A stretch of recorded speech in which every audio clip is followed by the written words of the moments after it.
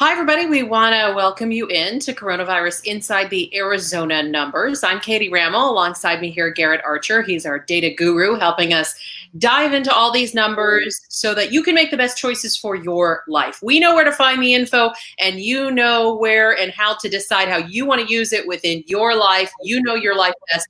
But we're here to help you find those numbers all over the internet, the best spots. We've been tracking this stuff since January now, so we can help you dive into all of this. And Garrett, first of all, hello. Hello. You're doing well. Tuesday is a tough day in the numbers, and today was no different. We expected it, but boy, after a pretty full weekend, this was a pretty big day. So let's take people through the summary page of the Arizona Department of Health site first, because that's where we always like to start with a broad overview of how the numbers look. And again, this is all specific to Arizona, and we can help you find numbers to your particular city or your age group or your life. Just post them in the comments, and we'll get to those questions right away. But Garrett, I think the number that stuck out to everybody today was that 92 deaths were reported here in Arizona today, a high number. Yes, that is a very high number.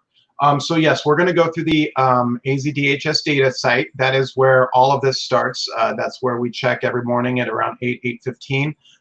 What we saw today was fairly large numbers, especially coming off of a weekend. Tuesdays are typically large because they are a filling of data from Saturday and Sunday and Monday.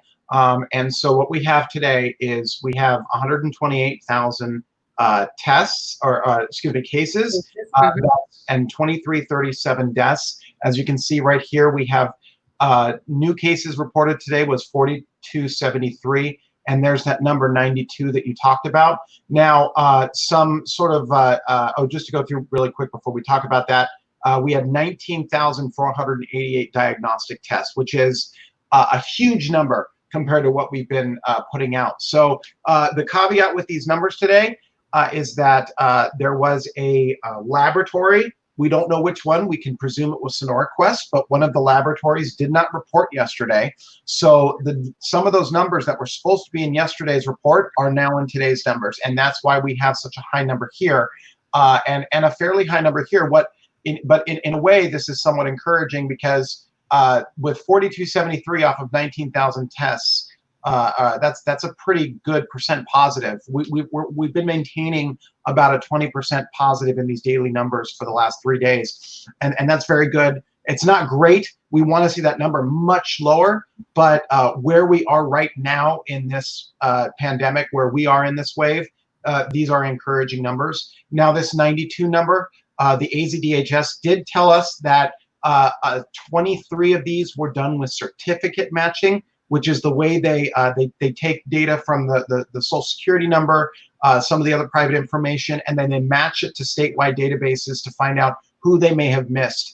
They do this with hospitalizations and with deaths, and this was a day where they did with deaths. The bad news, however, on that, well, there's always bad news when we're talking about this, but most of these deaths did occur in the last 14 days. So even though they could have gone as far back as they needed to get this data, all of them came through in the last 14 days, which is sort of where we would expect numbers of deaths to show up, is around 14 days or so. That's how long it takes for them to fill in. Garrett, do we know just yet? We're sort of adding a third type of test into the mix here. We had the serology tests, of course, and the antibody tests, and now we're hearing from ASU about these new saliva tests. Have you heard anything at all about where those saliva tests will fall on those two sections? Will they create a third section, or is it yet to be determined? It is yet to be determined. I would just, as a guess, I would say that they will likely change the word PCR to a diagnostic test, and they will fold them into the diagnostic test as it is a diagnostic test, and they'll just maintain one number for those.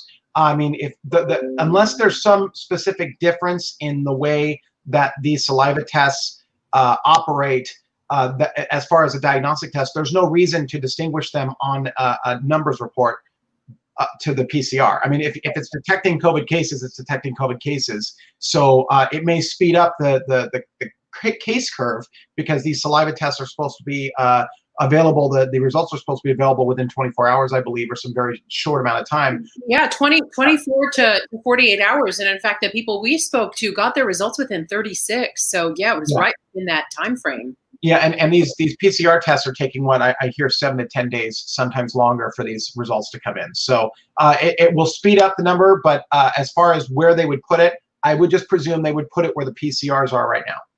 Yeah, it'll be interesting to see how that all shakes out. Some of the other highlights there on the summary page that you saw, and we're getting a lot of questions in. I will get back to your questions. I'm reading through them. I'm multitasking here, reading through the questions at the same time Garrett's talking, so we'll get to a lot of those. So if there's any specific questions you want, we can definitely get that answered right away, and I'll get back to some. I'm seeing a few in just a moment. But Garrett, let's finish up on this summary page with any other highlights or lowlights or standout numbers that you want to note. The only other number that I'd like to note for today on the summary page is this percent positive of 14.2. That did not go up from yesterday. And we've been seeing this number when things were going very badly. We were seeing this number move up by 0.3 of a point. This, by the way, is the cumulative total of all tests done. Now, there's again a caveat to that. All tests that we do have a little bit of a math issue with this data, because there are X amount of tests that are cases, positive tests that are given to the AZDHS that don't come with negatives. So I know I saw someone making comments about the math is wrong, and yes, the math is wrong. It does not add up. But that's because there's a certain amount of positive cases that come in that don't have negatives. That being said, that 14.2 did not change from yesterday, and that's something we want to keep watching. And that's a number that I've mentioned before. I look at, but I kind of skip to dive down into the week-by-week breakdown. That is just the PCR test. That is, I feel it gives a more current number to where we are. Although I like glancing at that one. Can you show folks where to find that specific number? I feel that gives a better, a real-time look, whereas that 14% that you were showing there, although interesting, especially when you think of at the end of May, it was getting as low as like 5.2%. But if folks want to go into that week-by-week category, that gives a little bit better snapshot of time, where do they find that? It is on this little page right here, this laboratory testing, and then you sort of scroll down and you'll get to the testing page. And what you're talking about is this, where it has the same number, that 14.2%, but you can see all the tests have been aggregated into a week-by-week number here. So you can see sort of where we were back in April. We're getting 11%, 7%, 10% by week. This is where we opened up the state on these two numbers right here. And then you can see it started to rise to 9%, 12, 14, 18. It's going up by 4 points. It goes to 21. And then here, this is sort of where we are right now. I know this is a couple weeks ago, but data takes 2 weeks to flow in. And here, we're finally at the peak of testing here in June 28th, the week of June 28th, and we're only at 21%. And you can see that's where we were the week prior. So, and right now, with about half in for the week of July 5th, we're at a lower percentage, 18%. So this is extremely encouraging. That means there is a very high likelihood at this point that once that data bar fills in for the week of July 5th, we will be under 21% positive for that week. So we are seeing the same amount of tests, but we're seeing a lower prevalence in the community, which is good. This is what we want to see right now. Yeah, it's a number that we divide here. I know, Garrett, even before we started doing these conversations here online, I would be texting you in the morning and go, my God, did you see this percentage? As things were starting to rise and the numbers were kind of climbing fast after we started to reopen. And what we were looking at there and what I was texting Garrett about was the day-by-day numbers. And Garrett, at last check on your Twitter account, you were including those. But I want to tell folks how to find them. You would simply type in the number of positive cases into the overall number of cases. So if you wanted to do that division on your own. Yeah, then you can get a rough estimate on what the percent positive is doing that. I know I've had conversations with people about the fact that it's not a true percent positive. They are not wrong about that, but it is a sort of proxy number that we use to compare across different states, because when everybody's reporting different numbers, it's difficult to have a non-standardized version or a standardized version. So we use this as a proxy. Yeah, to be able to take out all the variables. You know, one comparison that you and I have been doing a little bit more frequently, because Florida has been in the headlines so much for us, and I pulled the population numbers yesterday, courtesy of censusreporter.org, and we were reminding folks that Florida is 3 times the size in population as Arizona is. So if you just want to do the quick math and you're seeing headlines that say 15,000 cases reported in Florida, that would be the equivalent to 5,000 new cases reported here. So some easy math to be able to divide that back and forth. And Garrett, did you have some new numbers on how Florida looks today in comparison to Arizona? We're not in the top spot necessarily anymore. We are no longer in the top spot in a normalized population, a per capita sense. So this is, we've looked at this page before. This is 91-dvoc.com. This is where you sort of can look at where everything is by both normal confirmed numbers that aren't normalized to population, and then you can see them to population. So we're going to go down here to new confirmed COVID-19 cases per day by U.S. state, normalized by population. And you can see right here, about a day ago, we dropped, and Florida has now overtaken us as the most impacted hotspot in the country right now. Yeah, and that site, the website is listed right there on the bottom of the screen, 91-DVOC, COVID spelled backwards, basically, .com. And they update that every single day, you said, Garrett? Yes, this is updated every day. All right. Some of the other things I wanted to get to, the R-naught number that Governor Ducey says that he watches, maybe perhaps the closest, just brought it up a couple of times. That is still standing firm at 1.02 at last check. That site also updated usually at about 11 o'clock in the morning. Are we still in the same ranks, comparing it to other states and where we are, getting closer to the green, hopefully, in that chart? Yes, what we're seeing right here is looking for where we are right there. There we are in the range when you compare to other states. We are in the lower end at this moment for the R-naught number. Just to explain again what that means is that's essentially the estimate of how many people an infected person can infect. And you want to see this number under 1. So right now we are just on the precipice of being under 1. I also checked some forecasting sites that also provide R-naught numbers estimates, and they all are around this range too. And so we're getting there. We're getting there as far as getting this under 1. Yeah. Lance is asking that he saw 2 posts from 2 news stations. One said no deaths today, and the other said 5 had died. I don't know where you saw those, Lance, but the best way to double check what exactly the numbers are to check the Arizona Department of Health website. That is where you can find the very latest numbers. And then, Garrett, you've been tracking them back to specific days. So if those deaths that were reported, Lance, in the last 24 hours since our last update, they might not necessarily fall within the last 24 hours. We'll go back in. Garrett's been filling those in by date, so we can actually see when we were so far at the height of this. Obviously, there's still more to fill in, and those dates could change. Did the peak death date change, Garrett? I saw a date adjusted. I don't remember if it was that particular. It did. And this is something we can talk about this because this has been a source of confusion for quite some time now. So when people say there were no deaths today, or someone might say deaths are going down, when you look at this actual date chart, you can obviously see there is a large sort of drop in numbers right here. But this isn't telling a very good story as far as an accurate story on what's actually occurring. This is yesterday, and it only says there's 1 death, but this will backfill in about 2 weeks. That's what I was talking about, these 92 deaths backfilling for about 2 weeks. So this number is going to rise considerably. And all of these numbers right here will rise considerably over the next 5 days. And what you're talking about as far as the peak death, right now our peak death date is June 30th at 53. That is tied with what used to be our peak death date, which is June 25th at 53. And these numbers will, again, they might still adjust. Tomorrow, June 30th might go to 54.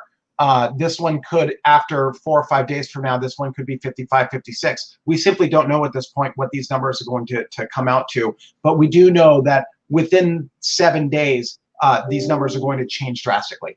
Yeah. So I'm going to remind Lance that that some of those there's two different numbers that we should be looking at and thinking critically about, and that is the date it is reported to the state, from the state to all of us, and then the actual date on the certificate that someone passed away. So, for instance, I know of 2 people who passed away over the weekend, and those numbers might not be yet reflected in that number that's been reported. So the certificate that Garrett is filling in on that chart could be different than the number that's coming in. So that kind of explains it. Janie's asking, why don't you post how many people have been recovered? Janie, it's a popular question, one that we address every single day here. There is no, at this point, real agreed upon definition of what recovery could look like. We have a whole slew of people that are called long haulers. That is the word that they're the descriptive term for people who are sick for a very long time with COVID, and they just haven't achieved a recovery yet. So for some people, recovery might be discharged from the hospital. For others, they're still battling this. Some don't ever go to the hospital but still haven't recovered. So what that definition looks like is different for everybody. And there is one place that tracks, it's the best number that we can get to at this point, and that is a site that tracks hospital recoveries and discharges. So discharges from the hospital. At this point, you see the chart that's up there on the screen. It's looking at 15,254 hospital discharges. That is the best number that we can report, or the closest number that we can attribute that to for recoveries, until, because this is a new virus, until there's an agreed upon definition. And what we've talked about, Janie, on here before, is that different age groups are going to recover differently. So the definition for a recovery, if you're, say, under 50, might be different than if you're over 75. So as soon as there's a way to track that based on a definition that we can all agree upon, or a majority of us can agree upon, that's the number that will be presented. But at this point, 15,000 is the number that they're tracking. Of course, consider also all the resources it would take to be constantly calling these people back and trying to track all these things. All the efforts right now are going into testing, and then to try to start or continue some sort of challenged COVID tracking that we've had, a contact tracing that we've had in this point. So if you want to track that, this is the site that has the best number. Janie, thanks for the question. We get it every day, and it's one that we're sorry that it's redundant for the people that are on here with us every day, but we feel it's important to address on here as well. A lot of other questions coming in. My gosh, I want to get to all of them. Let's see here. Do you guys have any idea when we'll hear from Ducey again? At this point, we don't. We haven't heard. Lee is asking that. Lee, as soon as we know, we'll pass it along to you. We usually hear the day of. Oftentimes, it's a midweek update, like on a Wednesday or a Thursday. We have seen an update on a Monday, and boy, we knew something was coming, and it sure was, because a lot of those changes to the bars and the gyms and all of that came on that Monday update. So the day of the week that we get the update kind of alerts us how urgent it might be. Debbie writes, I'm so sorry for your loss, Katie. Debbie, you know what? I'm so blessed not to have lost anyone directly. It's all friends of friends here in town. And the first round of friends that lost people were all across the country. It was a lot of their parents and grandparents and uncles and aunts. And now it feels like, after living here since 5th grade, I feel now a wave of people here losing friends and family. I'm hearing anecdotally, I'm hearing from more viewers who have lost someone, uncles and parents and friends. And then there's a dear friend of a friend in town who just passed away on Sunday. So I'm hearing directly about this loss from all of my friends. So it's really hitting here in Phoenix in particular right now. Garrett, I don't know about you. You haven't lost anyone yet, hopefully, right? No, I'm not. Thank God. It's just, even the emails we're getting into the station are so sad, and just every story. Looney's writing, my dad lost his life to COVID yesterday. Looney, this is exactly why we're doing this. This is exactly why we want to help people understand these numbers so that they can be able to do whatever they can to protect themselves. And Looney, I'm so sorry for your loss. I'm hearing from so many young people like you who have lost their parents. So thank you for spending a little bit of time here with us today. We just hope to help everybody understand these numbers as well. So, boy, yeah, that's when it's hard. We're hearing from so many people like that, and emails directly to the station. So I know a couple of people on my Facebook page have reached out, having lost people that, my public Facebook page and on my friend's Facebook page as well. So it's difficult to see all of this. So a lot of people sending their condolences to you, Looney, if you're not seeing that in the comments there. But I know we have such an awesome group of viewers. So thank you for supporting each other. Garrett, any other questions that you're seeing come in that we should get to? No, but I do want to bring up sort of a new chart that we discovered yesterday. This is something that was released by Georgia Tech. This is a very interesting model that they put out. What it is it's an event risk assessment planning tool. And just for a long story short, what they're doing here is they're saying if an event size has about 100 people on it, what is the chance that someone at that event has COVID-19 per county? So right now, as you can see from Maricopa County, that number is 99%, and here 96. So basically the entire state is in the 90s. So let's bring it down to 25 to see what happens here. But you can see this actually affects the number quite dramatically. Here now with an event of 25, we have an 88% chance that someone at the event has COVID-19.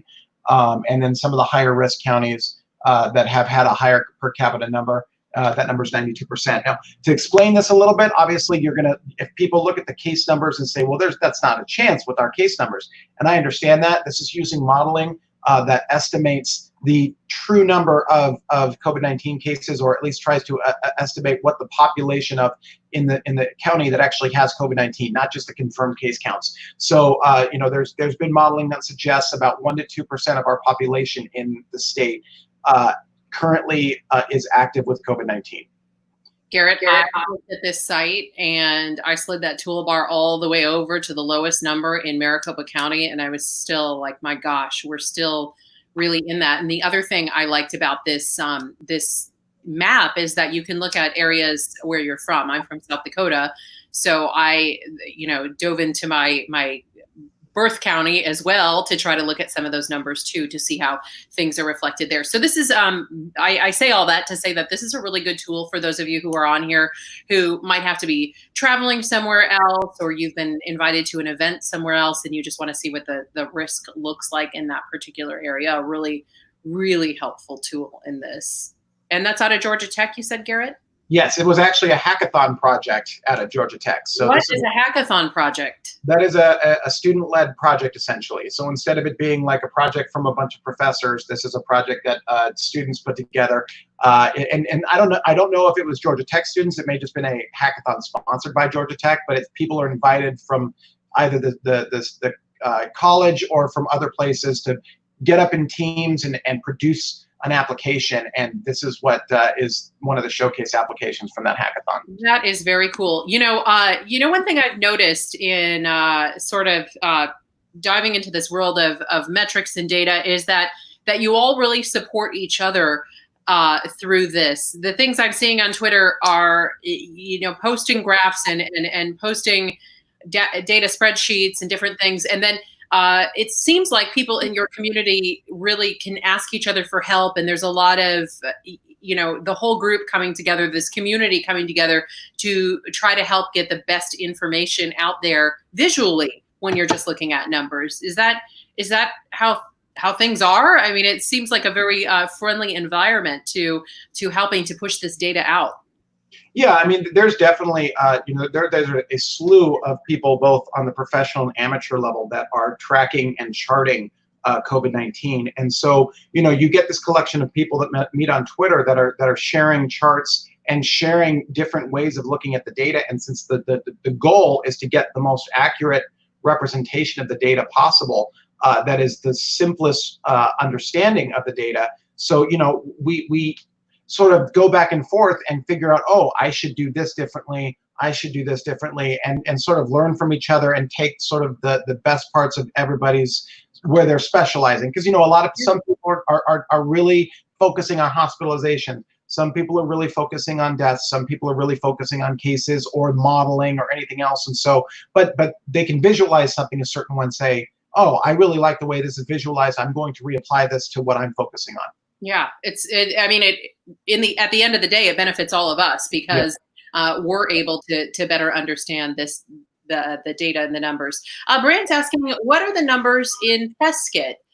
We could probably pull that up by zip code for Brant, right? Yes, we can go to zip code for that. So That's the easiest place, Brant, for you to find it. That's on the Arizona Department of Health website. We'll show you where, because as I always mention, when you go to the zip code site, they changed it.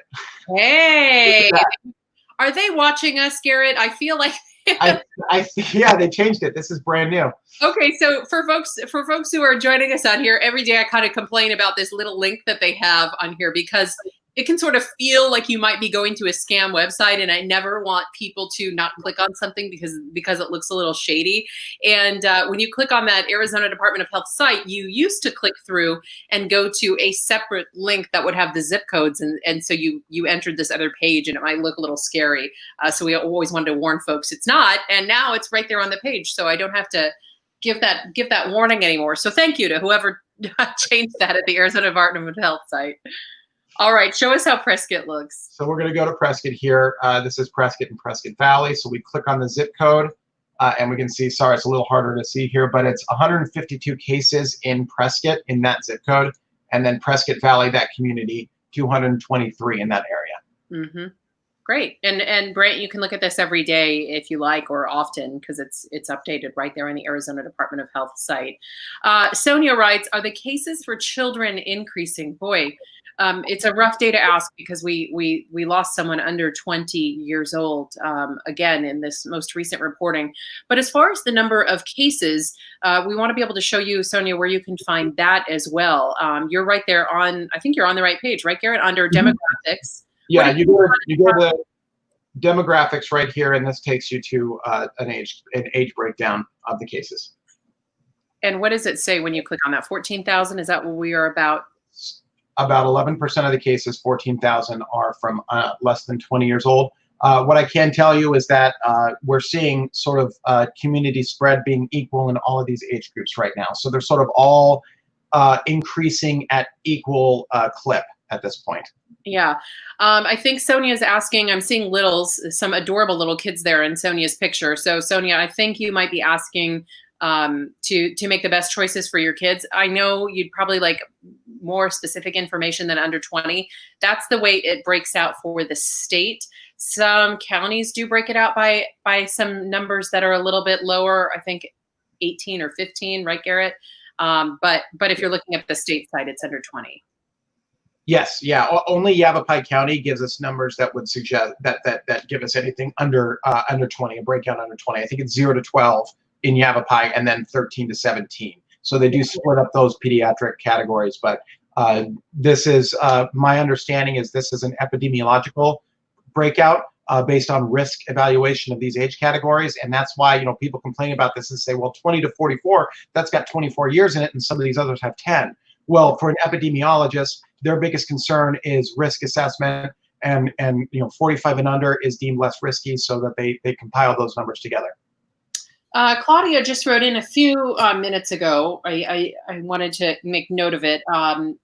Just a few minutes ago, Claudia was mentioning a site that we have to go get signed up for testing. Claudia, thank you for posting it. It's reminding me, we talked about this yesterday or the day before, but the free testing site that's going on over at Mesa Community College, they have a testing site out there, and it's 24/7. And so when you're seeing people in these long lines, that may be the place to go. No guarantee that the lines will be less, but you could go on some off hours, some overnight numbers. So Claudia, thank you for bringing that up. That's one that we talked about yesterday. One thing, you do need to reserve your spot before you go over there. So whereas some of the others, you just got to go show up and have your ID and they let you in, at the Mesa Community College test site, you do have to register in advance. And that site right there that we have posted on the bottom of our screen, that's where you go to get registered. So hopefully that'll be a great spot for many of you. Also, I'm seeing a lot of questions about getting kids tested. the least invasive test that we have right now is the saliva test over at ASU that we're mentioning, and I think they have another one coming up this weekend. You can look on abc15.com, and there will be some information there. Oh yeah, Danielle's writing. I went there yesterday. It only took 20 minutes. So Danielle, you went to the Mesa Community College one, I'm assuming, that you reserved your spot for. So I think that's where you went. Let me know if I'm mistaken, but that's great. That 20 minutes is, unheard of in what we're seeing right now. So that is the very latest. There are a lot of other questions about kids in school. So, okay, we have a reporter dedicated to all things school. She has been long before COVID started, but she's been tracking all of that information too. And that's Danielle Lerner. At Danielle Lerner is her Twitter account. And then there's a whole section on abc15.com/schools. That's going to have dozens and dozens of districts, and you can click on it and see what the plans are, or the proposed plans for your particular school district where you live. So it's a great place to be able to kind of check on things there. Garrett, did we talk about those hospital numbers? You and I were watching those hospital numbers yet. Yeah. Yeah, we were talking about the hospital numbers, and we had 2 days that were giving us hope. I didn't want to say that the hope's been dashed, but our third day didn't fall in line with those. Sadly, we didn't get the trend we were hoping for. So let's just go through that really quick. So just going through the full census numbers here, we're still seeing a small decline in ICU bed use in the state, but as you can see, it's been holding fairly steady at anywhere from 89 to 91%. Since late June, and we're seeing that in inpatient beds as well, pretty steady at around 86 to 88%. So we're going to go to the COVID-19 specific metrics, and this is what we were talking about yesterday. We sort of had some hope in seeing that this number, this inpatient COVID-19 number, had gone down for 2 days in a row, which, as you can see by looking at these numbers, that hadn't happened since early June. And so we were hoping we started sort of establishing a trend, and then we got a record number today. So it looks like it was more of a reporting artifact than any sort of a trend. So we'll still be watching this. A new trend may develop. Hopefully it's going to be a downward trend, but we're going to be watching this one as well. We did get record ICU numbers again today, but these do lag from the inpatient numbers. So hopefully we'll start seeing these starting to level off sooner than later. As far as discharge, still at 90% on that last chart there, Garrett? Yeah, we're still at 90% on ICU. Discharge 424. Emergency department, this is a very encouraging number because this is for sort of a leading indicator of what's going on. And you can see as of right now, we have a more than 5-day trend on, this looks like it's a 7-day trend now on, this is our record, 2008 on 7/7, and this has gone down to 1553 on 7/13. These are all fairly real-time numbers. These are reported bed counts every single day. So, or in the case of emergency room or ED, this is COVID-19 patients that go through the emergency department. So these are very trustworthy as far as right now. Like this is yesterday's number. I know some people say we'll go to the CDC for hospitalization stats. Those will not be near real time. These are near real time. Shauna's writing in, I want to highlight this, some really good info. Shauna's saying that she went over to ASU. The saliva test is 10 and older. So if your child is over 10, it looks like they'll be able to get a test. Her 8-year-old was not able to get a test. And some other people were asking about at-home testing. Oh, Margaret's replying to Shauna's comment. We need at-home testing for our kids. We sure do. The latest thing that we saw on the at-home testing, I believe it was CVS that was getting those tests at home, the test kits at home for their employees only at this point. So we're hoping that the next phase of that will be able to include children, because you're right, Margaret. I mean, the kids don't want to leave and be exposed to that, and invasive tests as well. And a mom of 3, Garrett's got a young one as well. I can't, they saw the nose swab on TV, and that was it. They were like, if we have to get a nose swab to go back to school, we're never going back to school. They were like, and with that, we're out. They were not interested in that. So I understand. I understand that that can be a worrisome thing. Lisa's writing, do we have any updated information on pregnant women and on infants? You know, I have not seen any data that was broken out into that. Have you, Garrett? No, I haven't seen anything to that effect. Yeah, we'll be waiting for studies and waiting for more information on that. But at this point, we have not. So that's the latest we've seen on that. Are there controls for duplicate testing? Justin writes, yes. The positive tests, Garrett. Yes. So basically, what we talk about, as far as I know, a lot of people think, you know, there's duplicate testing coming in, and yes, people do get tested more than once for the virus. But what happens is, once a positive test is confirmed to somebody, those numbers are then basically distilled down to a case. So, and they're able to do this by using social security numbers, names, addresses, just the basic private information that everybody has to deduplicate anything. And they use that to distill it down to a case. So we are fairly confident that these numbers do not include a large amount of duplicates. I'm sure that at any given moment there may be some percentage of duplicates in the system, but it's going to be a fairly small number. It's not going to be this sort of exponential number that people are presuming, where it's going up by factors of 2 and 3 because of duplicates on a regular basis. We'd have millions of cases at this point if that was the case. Yeah. The next question that's coming in, Ruby writes, what's the percent in ICU COVID versus other? And we can actually break that out by the numbers in there. Yeah, if you just give me one moment, I will have that rendered. So while you're pulling that up, I'll update folks on some other things that are just coming out that we've been tracking for you. I mentioned the numbers from, or the updates from the education department and schools and your particular school district. You can find that at abc15.com/schools. That's where you can check and see what the very latest plans are in your particular area. And then another thing, so many of you have asked us about on here, and I want to get you an update. We had requested, the state of Arizona had requested 500 additional healthcare workers because staffing has been such an issue. Now, when Vice President Pence was here, he was saying, yep, we'll make that happen. We'll send the 500 workers out.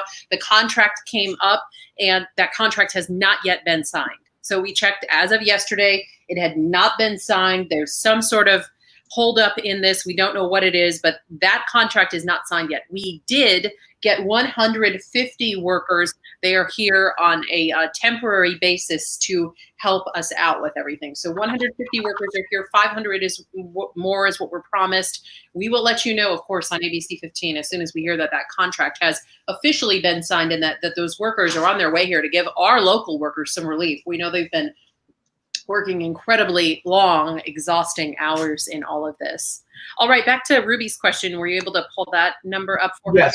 So what I can give you is the percent of ICU in the whole census. So this right here is available ICU beds. This tan color is the beds that are in the ICU beds that are taken up and utilized, but are not COVID-19 patients.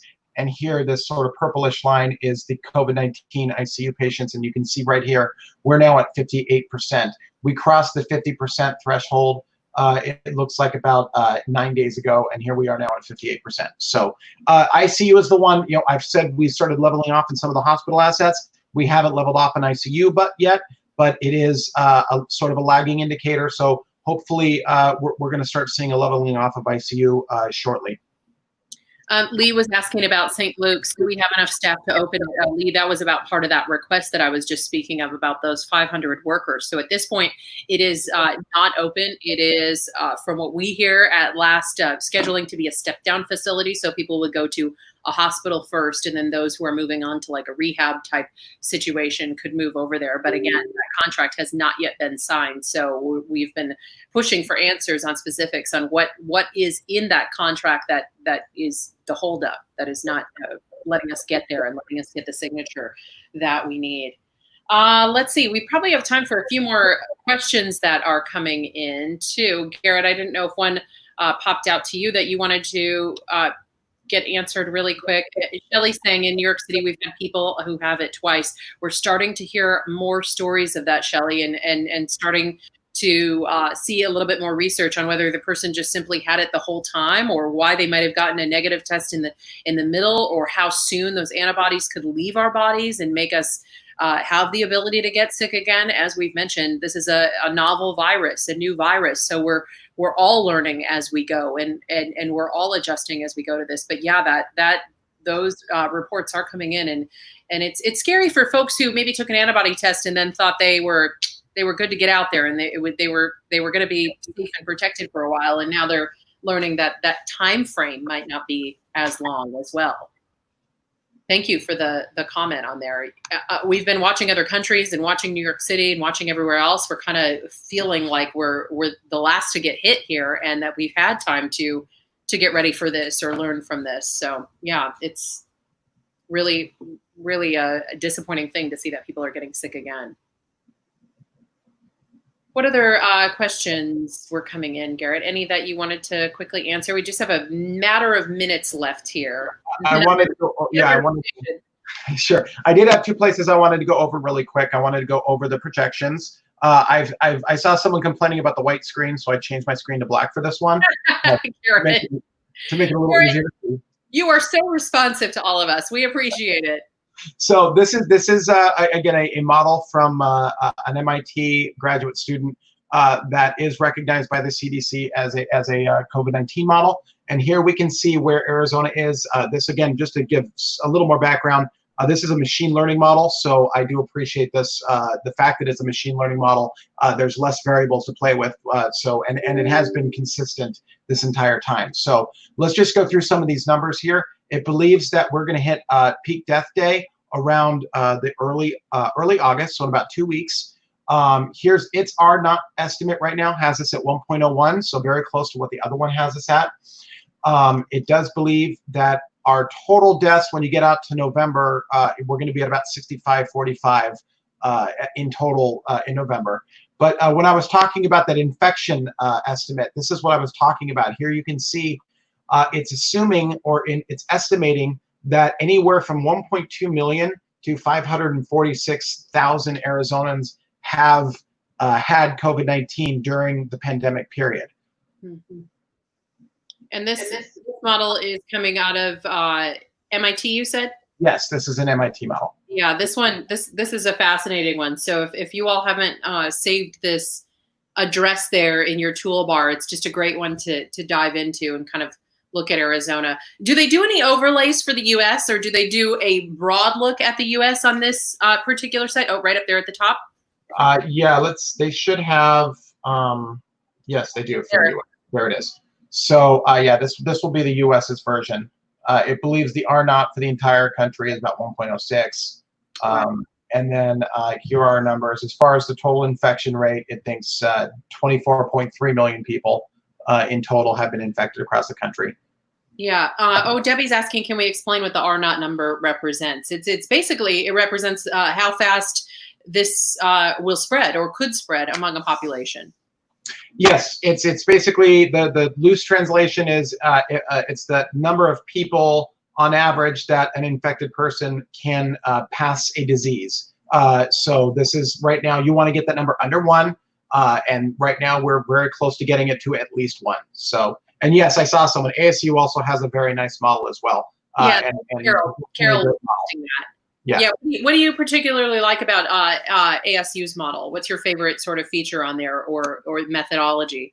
So I do like that even though I'm saying about this machine learning model, their model is more of an epidemiological model, and but I've talked with them about it, and certainly I'm no expert on epidemiology, but they're very responsible on how they're doing it, and it just seems that and it's been very it's been correct in Arizona. Its estimates have sort of fallen as to where we should be. So that's also another model to follow. Mm-hmm. All right, Garrett, I think that's going to wrap us up for today. I do have to get over to the television station to do our newscast from there today.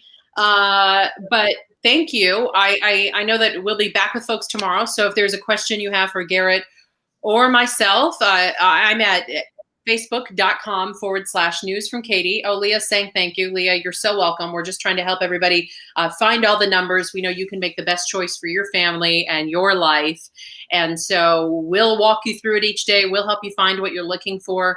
And then Garrett, you can be found on Twitter. That's one of the first places I check now is, I see you changed your picture on Twitter.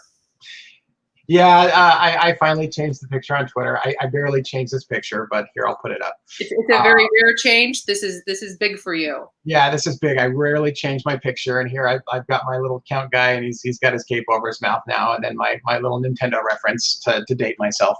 All right. So, that's my changes. The count is covered. He is safe. He usually shows us his whole face. I sit next to the count at work, so when I'm headed over there today, I'll check in on him, maybe give him a snack or something since we've been watching him for you. Dorothy writes, appreciate you too. Many thanks. Hey, Dorothy, we appreciate you. I see your name pop up here a lot, and I appreciate that you take the time out of your day to spend time with us to help us teach all of you where you can find all of these numbers. So we'll wrap this up for today. We'll see you all back here, we hope, tomorrow to join us. We'll break down the numbers again. We'll be right here around 1:30, 2 o'clock-ish to kind of walk you all through everything. Garrett, thank you, and we'll see all of you tonight on ABC 15 News at 4, 5, 6, and 10 p.m. And remember, as always, you can find the very latest information on abc15.com/coronavirus.